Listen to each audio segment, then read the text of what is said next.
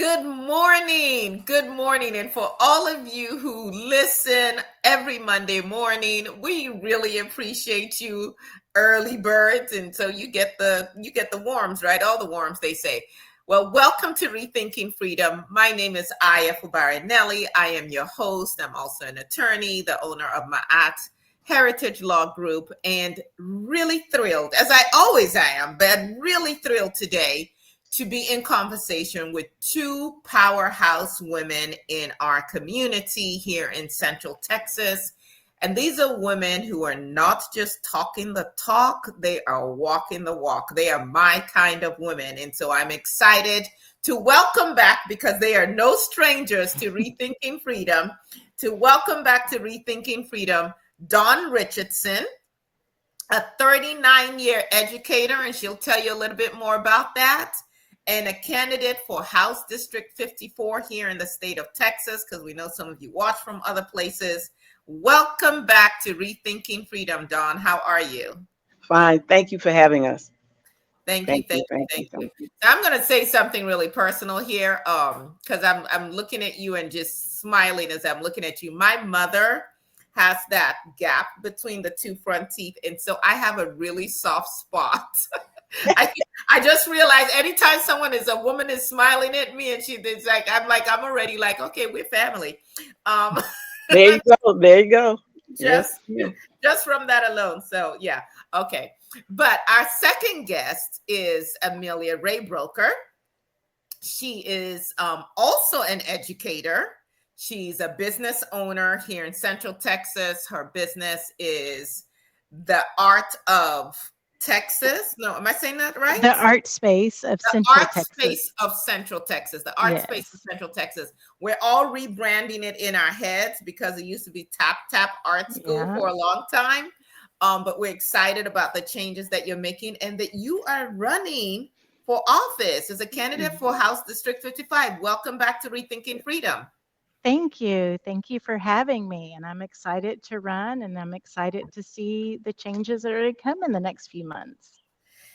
And we are excited to have candidates like you. And we know there are other candidates out there. And we'll get to the ones that we want to get to, because here's what I'm about. I'm not about labels in terms of right, left, Republican, Democrat. I'm really about what is truthful and what is helpful.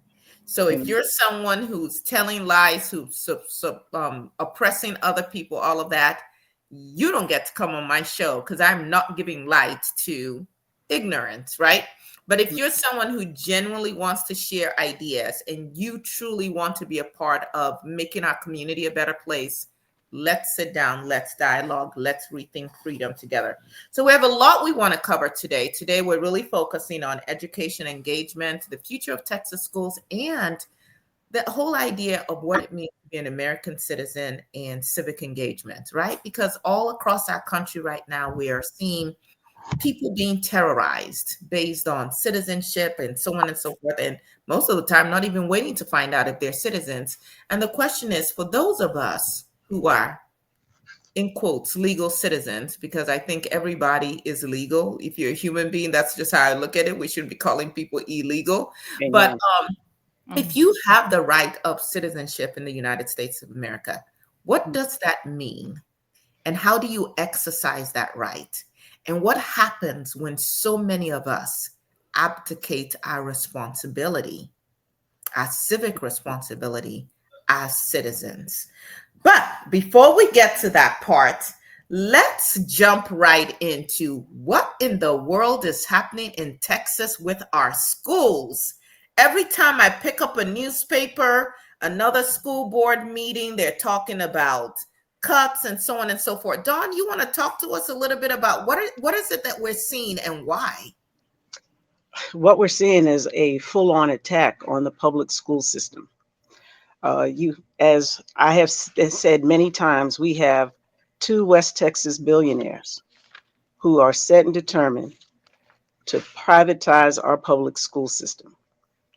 And our Republican legislature, who, by the way, has been Republican since 2003, is not funding our schools to the level that's necessary. We just got a funding increase that we haven't had since 2019. Now, yes, they put in $8.3 billion into public education, but you have to think about the fact that we have 5.5 million students, public school students in the state of Texas. That averages out to less than $2,000 per student. And then there were stipulations on that money on how it could be spent. So it really went mostly to teacher raises, which they need. They need sorely, they need more than they got. But because there wasn't enough money in there to keep the schools going, now districts are having to make those hard choices. Do we try to keep all these schools open and go under, or do we start consolidating because we do not have the funds? For example, here in Killeen, the system is losing the federal impact aid money, over $10 billion. So therefore, $10 million. So therefore, they're going to have to cut something. And And I remember you sounding the alarm about this in 2023, 2024. I yes, remember you talking about this. yes, ma'am. And now it's coming true. And again, people are blaming locally, oh, it's the school system, but they're not looking at the big picture. This is what we were talking about too, and educating ourselves and getting more civically engaged and knowing what's going on. They're having to make these cuts because they're losing funding. Yes, we're losing students, but we're also losing funding. And so now we have to look at, and then the state is talking about coming in and taking over schools because of poor performance. So now they're taking those schools and trying to roll them into schools that are academically performing at what the state calls, an acceptable level. And so now what we're doing is what? Growing schools, putting more kids into buildings, less services. It's a setup for failure. Instead of the state reworking the Robin Hood situation and making sure that districts that need the money is now getting it, because this system has been in place so long that there are districts now receiving Robin Hood money that really doesn't need that recapture money, and Mhm. they need to rework that. Secondly, they're not even giving all that recapture money back to the districts. As you brought up earlier before we came on air, we're talking about Austin. Austin has to give $78 million to the recapture system. Why couldn't they keep some of that so that they can keep their schools open? Yeah, because I believe they're anticipating closing 13 schools. Yes, but people don't realize they're having to give. Austin School District has to give away $78 million or more to other Well, districts. yeah. So we've and what we're going to do as we come to the latter part of the show is talk about what are some solutions, because what I seem to be getting from a lot of people in our community is either ignorance about the issues, and at this point I will call it willful ignorance, because there are too many opportunities to get informed and people are choosing to bury their heads in the sand, even people who have students in these schools. The other thing that I'm seeing is just this apathy, and also like a sense of helplessness. Well, what can I do? Right. They're going to do what they're going to do. The system is going to do what it's good. And so I'm just a victim that gets acted upon. And so the question for me is there another option? Is there another way that we should be? But we'll come back to that in the second part.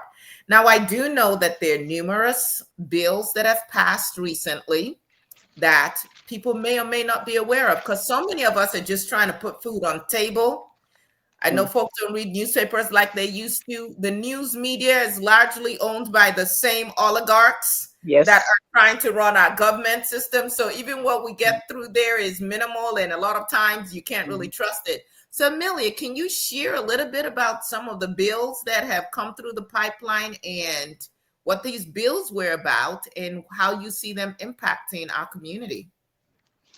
Yes, and we're all struggling to keep up, and things are passing quicker than we can keep up with. And so it is important that we are doing that research and educating. So I've been looking a lot at SB 12, also, I believe. 8 and 11, but I did want to hit on SB 12 first. This one is giving parents control over schools, bans DEI programs, and restricts teaching or support of sexual orientation. And we know this is going to harm marginalized groups, and it is going to also aid in the erasure of multiple perspectives.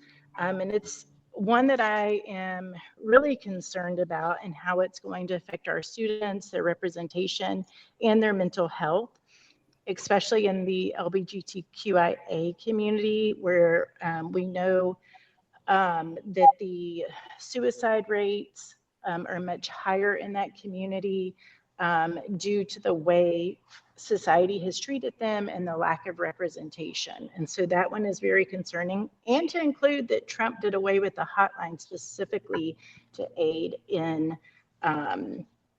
it was a suicide hotline for LGBTQIA plus. That has been done away with in the federal system, but then we're also looking at these bans and these restrictions within the schools when it comes to clubs, when it comes to even speaking on these issues. They do not want anything spoken about. So it's generally against DEI, but we Yes. can see how it could be women in medicine. We don't need that anymore. Just like Yes. Hexteth is saying right now, we don't need anything that even brings up that the fact that there are different genders in the military. It can lead to students with disabilities not having access to resources that they need. Definitely students with learning disabilities. I'm saying this in this way so that people who are like, well, my child doesn't have that issue, you can understand that your child may fall into a different category. It could affect children who are biracial, children who are Black, children who are Hispanic, children who are here legally, but maybe not American citizens. It can affect so many, anything that at this point is not white, nationalist, heterosexual male. Christian. Christian, yes. In their narrow sense of Christian, though. Yeah, go ahead. And one thing too, when you're looking at these clubs or like events that are culturally based, we're going to see a watering down of those. If you look at like the Black Student Council or any of these things, if you're talking about any kind of racial issues, systemic racial issues, if you're even labeling what the culture is, those things are going to be more and more suppressed and more watered down, because even if they're allowed, there is teachers and educators, administrators are going to be fearful and are going to self-censor, including librarians, which is going to take away from the education and the representation that these students so desperately need, because we exist. People exist outside of white Christian nationalism. Yeah. Did you have something, Don? To add to that? Yeah, because, when you read the bill, and this is where people are going to get stuck on, because it says, well, it gives the parents the right to control what medical and what health. They already have that. Yeah. We as educators cannot treat a child for anything other than maybe a cut, and even then we have to send a notice home. Like, your child came into the clinic today and this is what happened. If they're cut or whatever, we have to get permission. So some of this bill that they're going to tout is already in place. And they're going to say, well, what's wrong with that? Well, you've got to read into the bill. And like Amelia just pointed out, we're talking about clubs. For example, in Colleen, students can start clubs that have their interests. That's what we're supposed to do, is we are supposed to help students become leaders. We are supposed to give them those opportunities that they can flourish in. This is now going to curtail that. We're now going to be able to they're going to say here from this bill, parents can come in and say, I don't like that club. And what we're finding is it could be one or two parents. Exactly. Because they don't want something for their two children. Exactly. That's what happens for thousands of kids. That's also what's happened with the book ban. If you look at the folks who started the book ban, it was one man. And he has gotten hundreds of books on this list. One man. And that's ridiculous that one person can have that much power over the rest of us. Because I'm going to tell you, if you've allowed your child to have a cell phone, I really don't understand what the problem is with a book if they have a Exactly. smartphone. Especially if we want to teach our children to be critical thinkers so that they are able to actually understand and think for themselves. We do Yes. not live in a world where everything is monolithic. And I Although, was on the book ban one. I have not gone to any of these meetings yet. I should put that on my calendar. I would pick up the Bible and go toe to toe with anybody on any book they want to ban. Because amen. whatever topic you want to ban in that book is covered in the Bible. Exactly. Rape, fornication, debauchery, homosexuality, cheating, whatever it is that you think is so horrible to have been covered in any way in this book, therefore it should be banned. You're going to have to ban the Bible as well. Are we in agreement? Okay, if we're Amen. not, leave the books alone. Songs of Solomon. Right? Well, and I think Songs of Solomon. Thank you. Songs of Solomon. Yes, go ahead, Amelia. And I think too, we've got to remember this undermines our professionals, our librarians, our educators, Yes. and these again, even when it comes to this book banning, there are already policies in place if a parent Yes. wants to submit something. So it's not that there's not policies in place to submit concerns about a certain book that is in the Right. library, but it is going to impact their censorship involved. And these kids, if you have a child that is a part of the LGBT community and say their parents are very against it, they have no safe place outside of home, and that is very instrumental. My son came out before I knew at school, and his teachers knew, they were supportive. But had he not had that, what would be the alternative, especially when you're looking at these suicide rates, when it comes to how they're accepted within their families, within their community. So they would have like no safe place to go and to express and be who they are, or to even get books that had representation for them. Amen. I think that's a great point you bring up. And I bring that up in terms of even domestic violence. That Yes. I know children who have first gotten the support that they need outside of the home, and Yes. that even learned that what they were experiencing was not the norm, was not what should be, Right. from reading books, from being exposed outside of the home. And if we really are about being pro-life, then we should be about providing safe spaces for our children. That does not mean that you're giving anybody else a blank slate to, quote unquote, as they claim, indoctrinate your child. And that is not what's happening in the schools. It is not.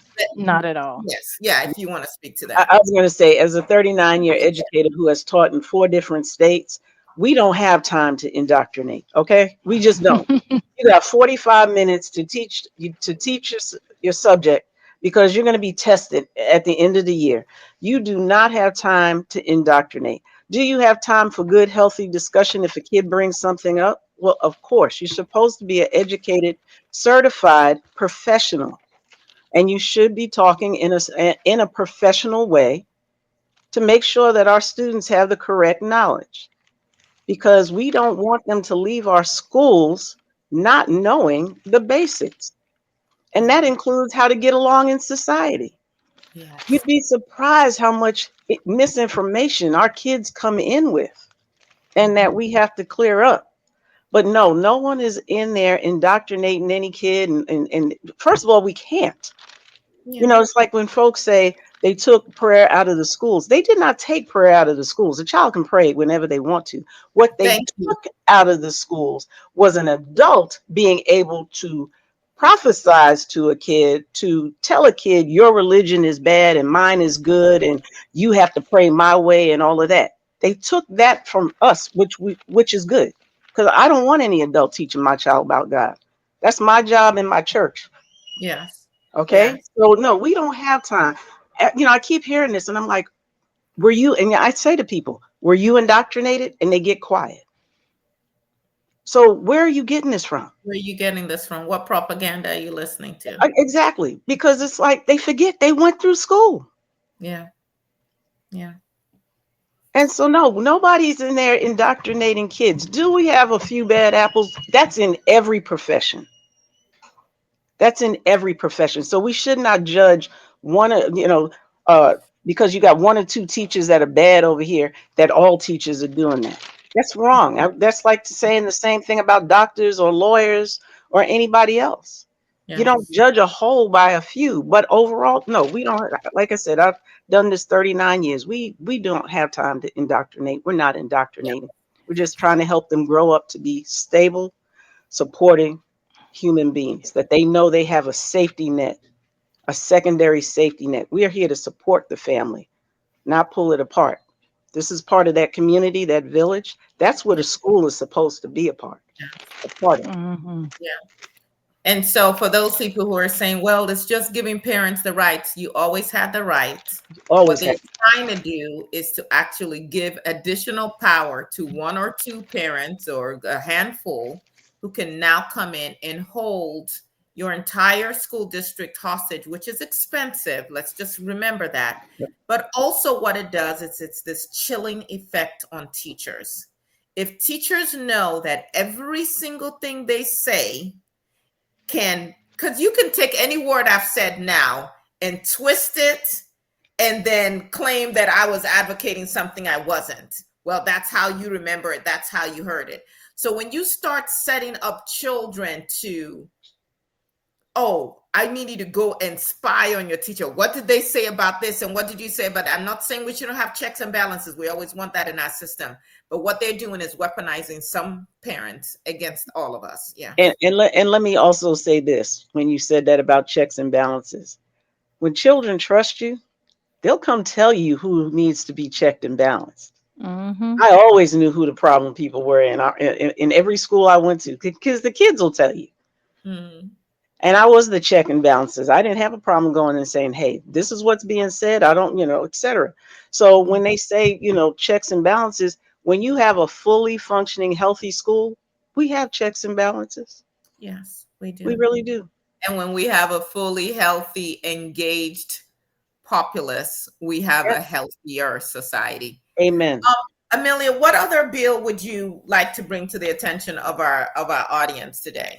Um, I would like to talk about, I believe, SB 8. This one's on the STAR testing, or the Yes, because that's elimination on of my the list of STAR questions, but I testing. was letting you lead in terms of, yes. So with this STAR testing, we have heard from one of the current House representatives for the district in this area about how they have, championed the STAR testing for our children, and it's so much better than what it used to be. And I always tell people follow the money. So please break down SB 8 for us. So with SB 8, they are, like you said, saying that they have eliminated the STAR. And I do want to be clear, for years and years and years, teachers have talked about standardized testings and the harm of it. We know that has not been appropriate in the way which we have done it for many, many years. This goes back to No Child Left Behind. So that has always been an issue. And the fact that they're very concerned about it now is not, in my opinion, on behalf of the teachers, the students, and the parents. This is a money thing. So their idea is that they're breaking it up into 3 tests throughout the year. So it's not being eliminated, it's just being broken up into 3. My main issue with it is the cost. So we're not really doing away with it, but we know the cost is going to be astronomical. So initially, in the first 2 years, it's going to be around $56 million with an annual cost of roughly 200 to 300 million. That's a lot of money going towards testing. I did do some digging, a little bit of digging in the follow the money. And we can look at a company called Hillco Partners. It's a lobbying firm, consulting firm, and they represent major publishers and groups that do educational testing, including these high stakes tests. So their Hilco Partners is a lobbying firm. They put in money towards Hilco PAC, and Hilco PAC is related. It is a political fundraising body, and this enables them to channel support to politicians, which build favor in policy making. So we can even look at our local reps and the money that they have received from Hilco PAC. Okay, so break this down for those of us who are not as political as we should be. We supposedly are getting rid of STAR test, but we really have other testing that we're putting in place now that might still be almost the same number of tests that they were taking under the STAR test. Actually, it's more. Oh, more. And there's a particular company that's going to get the contract for all this STAR testing for how many million children did you say in public schools? The cost is for 56 million. The cost 56 million in the for first the first 2 year. years. And it's 5.5, between 5.5 and 5.6 million students in the state of Texas. Okay, so $55 million contract for 1 year, which once you got I'm going to say your fangs in, next year, if you say it's going to be 70 million, hey, we got to go with you. And so you're saying more tests, and the entity that is going to be printing out the materials or whatever for the test is also a major donor of politicians. people in the Republican Party. Yes. Including one who helped sponsor that bill, Buckley. Yes. Okay. Yes. Don, you want to add anything to that? Yes. Part of this new testing scheme was a way to try to quell, because of the vouchers. You know, the vouchers are going to private schools where there is no accountability, and all they use are norm reference tests. And so this was that way of saying, well, we're getting rid of the STAR test and we're going to these norm reference tests, so we're still on the same playing field. No, we're not. Because again, there's no accountability with the private schools, where there will still be accountability with the public schools. We're now increasing from 1 test to 3, and that's every year. So we've increased right there the testing cycle and the amount of tests that our children are going to take, and we are still going to be graded accordingly to against those tests. So we're not leveling the playing field at all. We're just simply doing smoke and mirrors, because they're still going to get the money, the $10,000 per student, without any accountability, our taxpayer money. And yet, and still, we're going to have to, on the public side, prove that we need to still be alive and thriving without getting any extra resources. So see, all this money we can find to go to this testing situation, but we can't find money to fund our schools. Make it make sense. I think it's really important as we're thinking through this stuff. It's like public schools only get their money from public funding sources. Yes. Private schools are able to get all kinds of donations and so on and so forth. They have foundations who support them, wealthy donors. And then now they also get to tap into taxpayers' money of 10,000. And so we've got almost $1 billion, right, that is shifting from public education to private education without the same responsibilities. Right.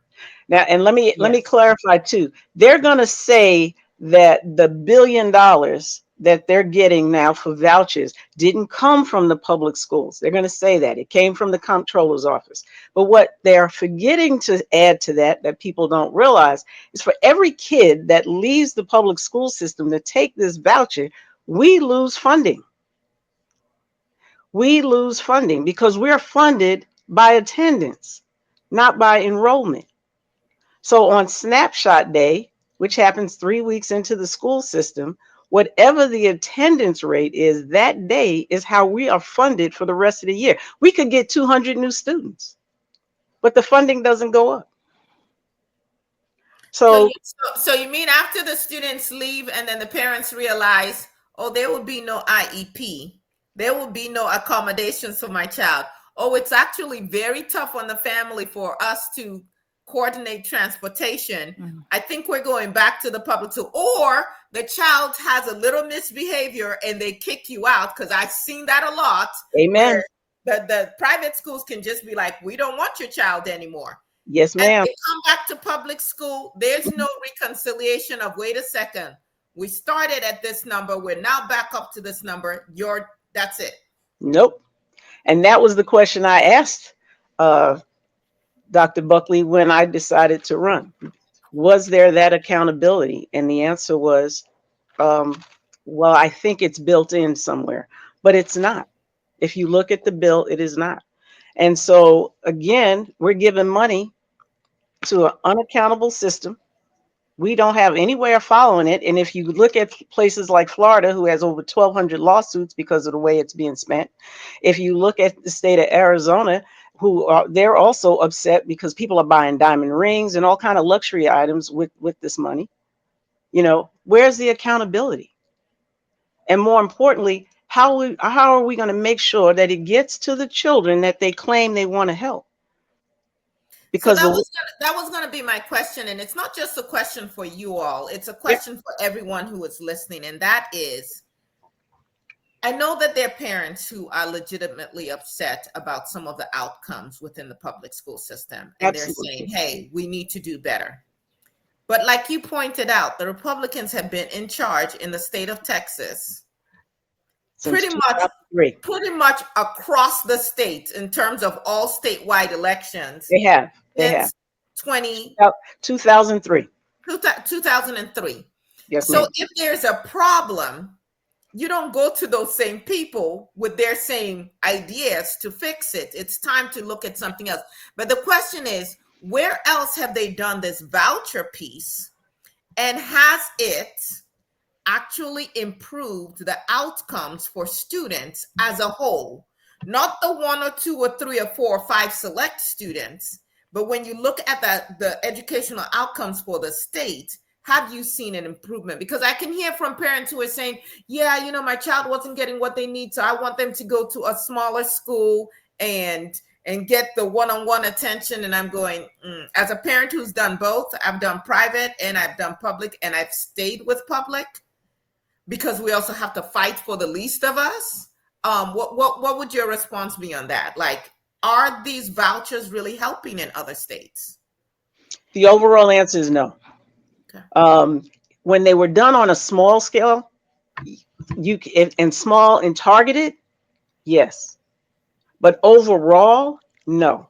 If you study Arizona, you study Florida, I don't care what they try to tell you about Florida doing better. If you look at all the studies, they are not. Arizona is about to go bankrupt. They've had to cut different programs, social programs, to fund this voucher program. And kids are falling farther and further behind, even in those private schools. Because again, they have to realize in private schools, there's a different culture.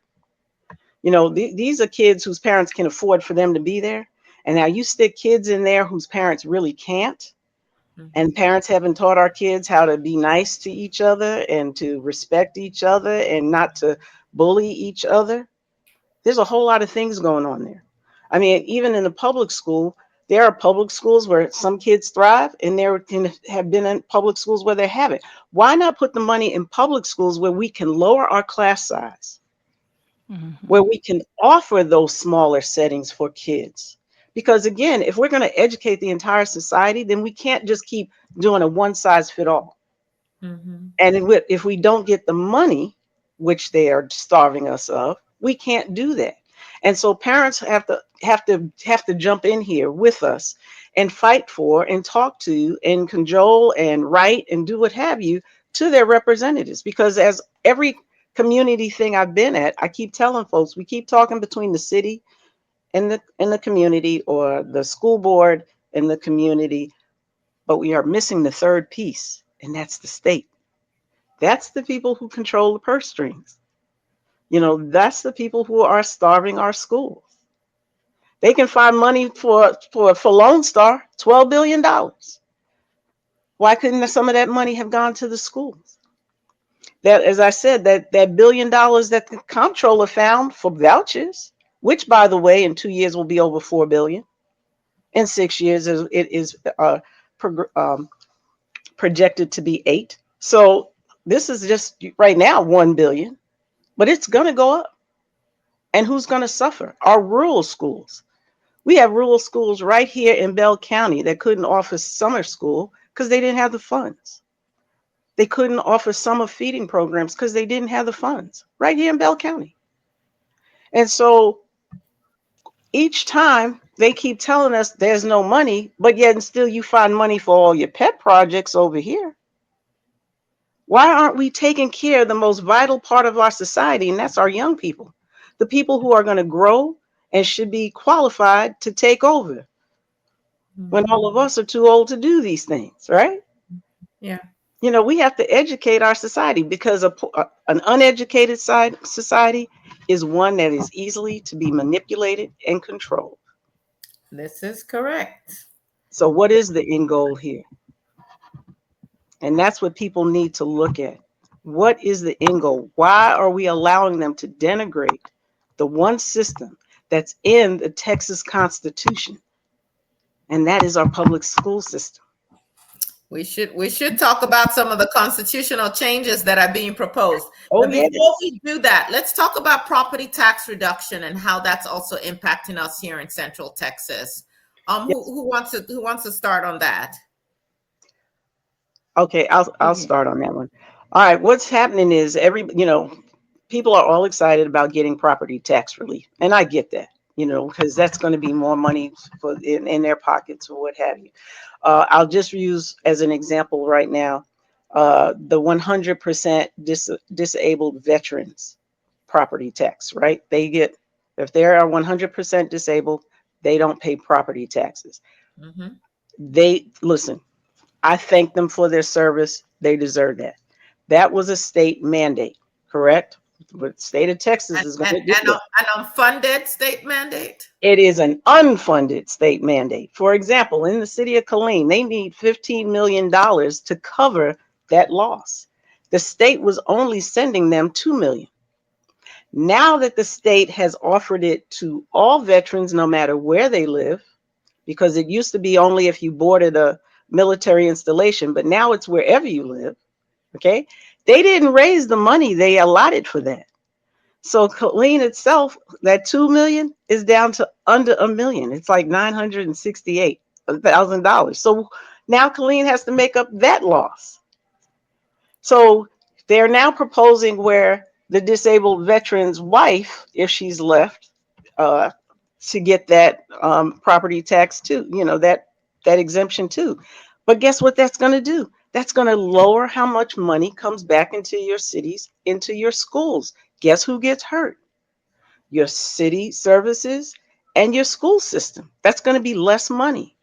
So while property tax relief sounds great, it's going to hurt your city. It's going to hurt your school community overall. People aren't thinking about the greater community, though. They're just thinking about what works for them. Exactly.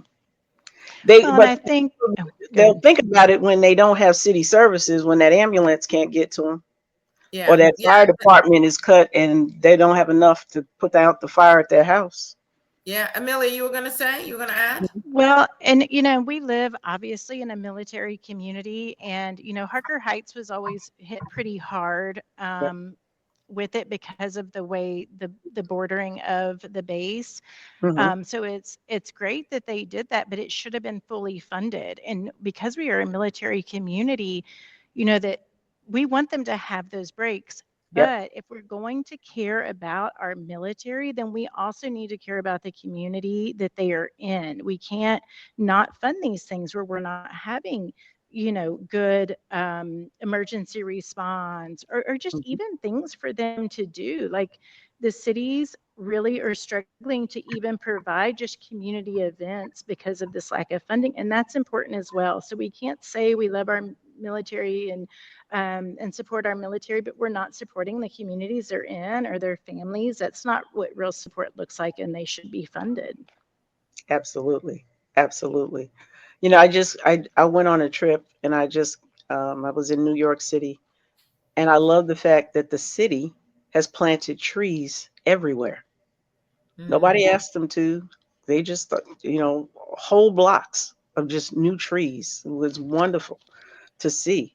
Wouldn't it be nice to be able to do something like that here? But if we don't have the money to take care of our infrastructure because of these unfunded mandates, people complain about our city. Oh, we don't have enough green space. We don't have this. We don't have sidewalks. But we don't have the money. Yeah. And so our state needs to give up the There's- money. They shouldn't have a 28, what is it, $28 billion surplus? How do you have a surplus? Well, I'll tell you how you have a surplus in that, but I'll tell you also what I'm seeing from the ground level. I walked into a court, or court building in Temple last week, and I'd never seen so many people waiting in the waiting area for the two judges, two courtrooms on either side. And I said, "Is there a jury trial today or something?" And they said no. And then they announced for one of the judges, and it was all of the people there were there for an eviction, were there for evictions. Oh, And I said to the constable, I said, "What is going on?" And they said the property managers are here, property owners are here every day. They're saying this is the worst it has been in quite some time. Um, and I'm saying, well, then if all these people are getting evicted, where are they going? What is happening in our community? I do know that in terms of defaulting on personal loans and lines of credit and things like that, state of Texas is now number one. So when wow. you also simultaneously say our state has all of this surplus, and yet we see hospitals closing, we're now Yes. seeing schools closing, we're going to see cuts in different social services, what is going to happen to those around us? And again, for those of you who are like, hey, this doesn't concern me, I'm doing well, you're not paying attention to history. Eventually, it impacts us all. Even if it's just the fact that your community becomes less safe, because people, when they're displaced and when they don't have any resources, still have to figure out a way to stay alive. Amen. And So I'm sorry. Yes, go ahead. to those same people who say, well, this doesn't affect me. Oh, wait till late fall 2026 when all the big, beautiful bill cuts pop in and your insurance rates go through the roof because somebody's going to pay. People are still going to get sick. People are still going to show up in emergency rooms. And those hospitals are going to pass the cost on to whom? Insurers. And insurers are going to pass the cost on to us. So it's going to affect all of us. We see it already at the grocery store. Yes.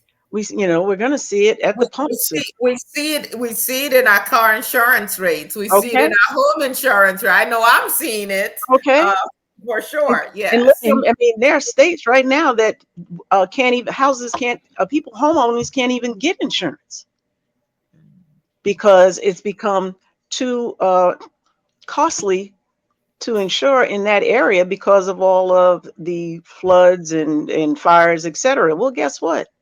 They're going to make up that money somewhere and it's going to come here because we don't regulate the insurance companies. They can well, do what and they one want. Look what they're passed on the cost of the grid Yes. to the Yes. power grid. Exactly. Yes. And one thing I wanted to add on to the healthcare is Texas has we have the most people that are uninsured Yes, in we the do. country. And that is just unbelievable to me in a state like that we are in, we have that many people uninsured. And a lot of it was that our state legislators did not want to expand Medicaid or take that federal money. And that was a really big issue. And then it looks like, oh, it's the federal government. No, the government was giving the money. Our state legislators did not take the money. And we saw that also with the floods, which is a different subject. But when you mentioned flooding, There was Mhm. money for infrastructure there that they decided not, well, they ended up taking it, but they put it towards other things Right. instead of the infrastructure that it needed to be. Just like, was it last year when Biden tried to give the state of Texas money for free lunch Hmm.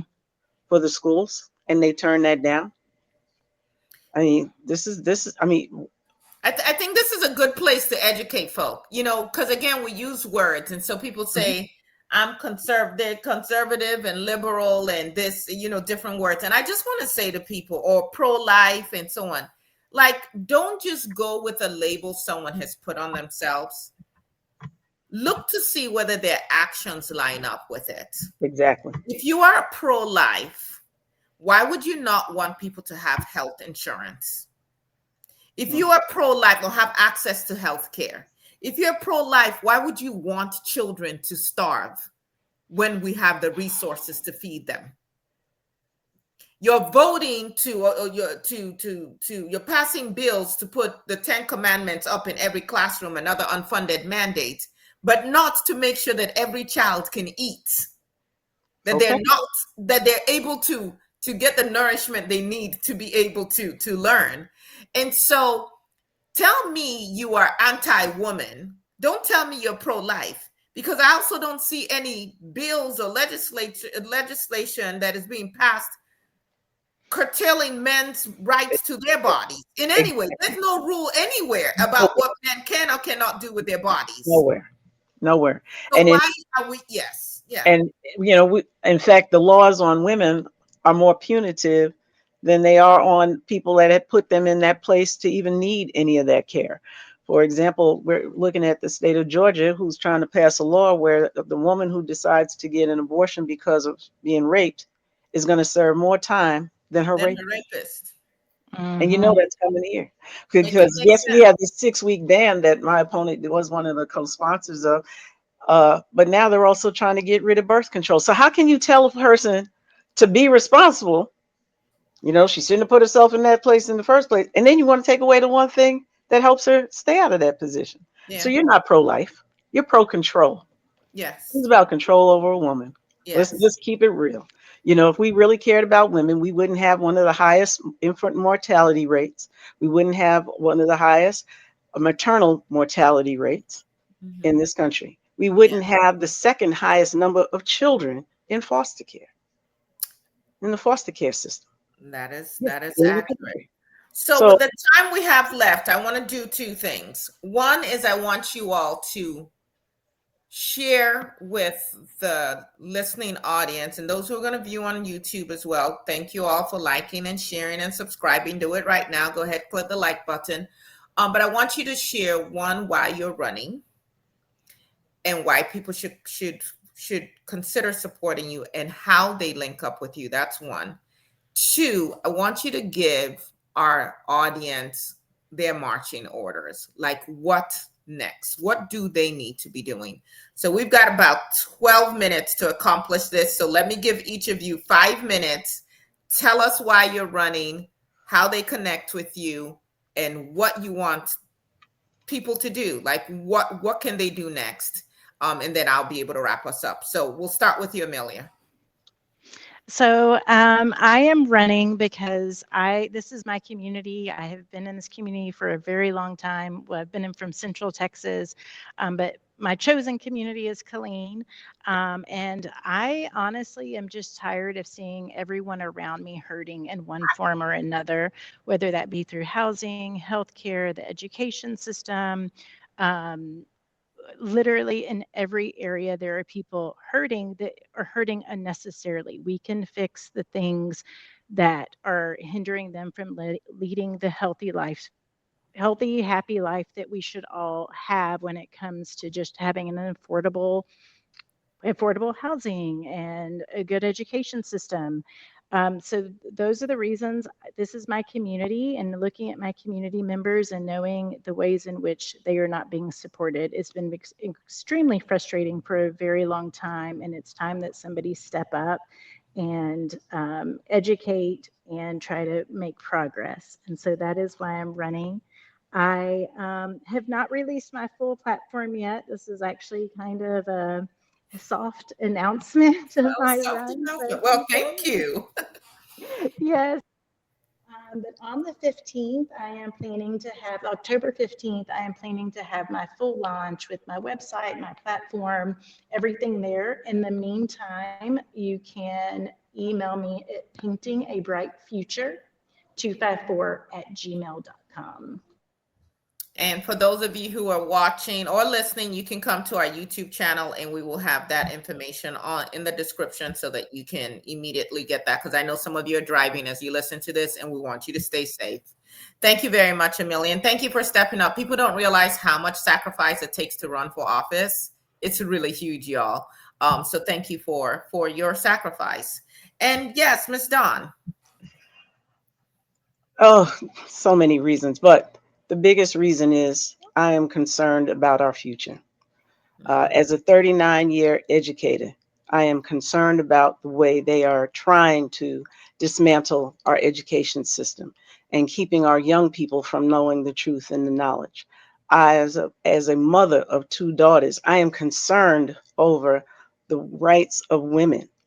And why are we regulating women's bodies and nobody else?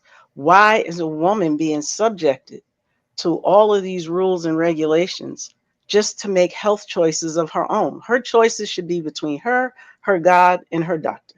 Nobody else should be a part of that. She should be able to buy a home, etc., without worrying about it. Because if people forget, we didn't get the right to do those things until 1974. And Mhm. they're working on trying to get rid of that with the SAVE Act and Mm, other little things that they're sliding into. And women need to be paying attention to that. They're trying to send us backwards. We mhm. need to be concerned for our veterans. As a Air Force brat and an Army wife, first of all, say thank you to those of you who are listening for your service. But they're coming after you too. They're trying to work out where they can take away your pension or your disability, whichever one you want. You're going to have to choose between one or the other. Yes, you get this 100% disabled property tax and you deserve that, but you need to help us by writing your congressmen, writing your legislators and saying, hey, this should be a fully funded mandate. And we need to get affordable health care. Our rural communities are suffering Mm, because of all of these cuts. And mhm. so they're having to travel hours to get health care that they need. That should not be happening. It took our representatives how many times to pass Medicaid just to get it from 6 weeks to 12? That's ridiculous. We should be expanding Medicaid. We should be expanding the CHIPS Act so that all our children, all our constituents, all of our community can be covered. These are the reasons I'm running. I'm running because we need folks who have the time, because this is how they get away with a lot of stuff. If you notice, they hold hearings and all of those things during work time. So a lot of people can't get there. Yep. So those of us who are retired like me, we're stepping up to make that time so that we can make your voices heard. And how you can support, you can go to my website, dawnfortexas.org. You can see there where you can volunteer, donate, help get the word out. Join our socials. Tag us in social media so that other people can see that we exist and who we're fighting for. Because we're fighting for you. Because we deserve it. We deserve representation that looks like us. We Mhm. deserve representation that works and lives like us. We got to stop hiring billionaires and millionaires. They can't relate to our lifestyles. They don't have a clue of what we're going through. So we got to get more people in there that look and work like us, but you got to support us. Yes. You got to donate to us so that we can have the resources to get the word out. And more importantly, come to our events when we have them so you can talk to us and hear what we have to say. Because, like I keep telling people, don't keep hiring the same folks over and over again and not getting different results. Give some Yeah. of us new ones a chance. And if we don't do the job you want us to do, don't vote for us again. But you'll never know till you give us a chance. Yes, yes, yes. Again, Don Richardson, candidate for House District 54. Unfortunately, Amelia had to drop off. She was actually in the process of traveling and jumped on anyway to share her knowledge with us. I do want to let everyone know that we do have an election coming up on November 4th. Yes. People tend to only think of the larger elections, but this is as important. Yes, it is. November 4th, 2025, there are 17 constitutional amendments that will be on your ballot. One, you'd want to have a game plan to go and vote. And I want to challenge everyone listening to today make a list of 10 people that you are going to make sure you get to the polls. You know how you call your girlfriends or your guy friends to go out to eat or to go and do something fun or whatever? We're asking you to have a game plan of 10 people that you are saying, my job, my goal is to get these 10 people to go and vote, and to help educate them so that they are informed voters. I'm not telling you to tell people who they should vote for, but that they are educated. So you find information, you give them, because there's a lot of propaganda and a lot of lies. Let me just call it what it is. A lot of lies that are being pumped out where people are voting against their interests. So you see people now, the farmers in Wisconsin who by large voted for, in Arkansas, that voted for the orange 34-time convicted felon. Let's just call it what it is, right? Yes, ma'am. And now you're turning around and going, oh my God, if I had known, no. You knew, but you didn't care because you thought the people who was going to hurt didn't look like you. As long as the hurt and the unfairness and the injustice was on other people, you were okay. But now that you know it's going to impact you, or now that it's impacting you, now it's like, oh, I wish I had known. You knew. And so this is a warning to the rest of us. As Dawn was saying, don't keep supporting people who are actually anti your humanity, who are lining their pockets but not doing a whole lot for you and the community. So some of the constitutional amendments, one is a proposition to cut taxes for the super rich on investments. Yes. How does that help us as a collective? I will tell you, vote no on that one. Another one is denying bail automatically, particularly for those who don't have the resources. I'm an attorney, and I can tell you, if you have money, you get a different experience with the judicial system because you have the resources to oil the wheels of justice, so to speak. There's another one about tax break for feed sellers. Again, this is a tax break for corporations. There's another one on exempting securities transactions from taxes. This only benefits the wealthy. Most of us don't have any security transactions. What are you talking about? Yes, ma'am. So there's so many that, another one is no estate taxes. And some of you feel, well, I'm eventually going to be rich enough until I don't want estate tax. No. That again is a tax break for the wealthy that does not help working Texans. And I can go on. But I do want to say that we have an obligation as citizens to be informed, not to be willfully ignorant, not to just go along with what your pastor is saying or some politician, in the sense that they already know who their donors are and who's telling them what to say, but really asking the questions and thinking through, does what they're saying make sense? We all have common sense. I believe that. So test it by what you know, by your own experiences. Does this make sense? Right? When they're proposing whatever they may be proposing, does this make sense? If I don't want my child to read a book, I tell the library, I don't want my child to read this book. It doesn't have to be banned for every single person. And then go look at the list of books they're banning. And why is it so many people of color, so many women? You know, and Frank's diary is on that list. Yes. Like, you don't want the truth being told. Who benefits when we're ignorant? So get a plan to vote. It's too late to register to vote for November 4th. You would have had to have done it at least 30 days before. But if you're registered to vote, yes, please go ahead. They have till Monday. Oh, they have till Monday. Okay, so you have Today is Monday. You can still register today and Yes, still vote November 4th, but they would have yes, to go directly to to, the office.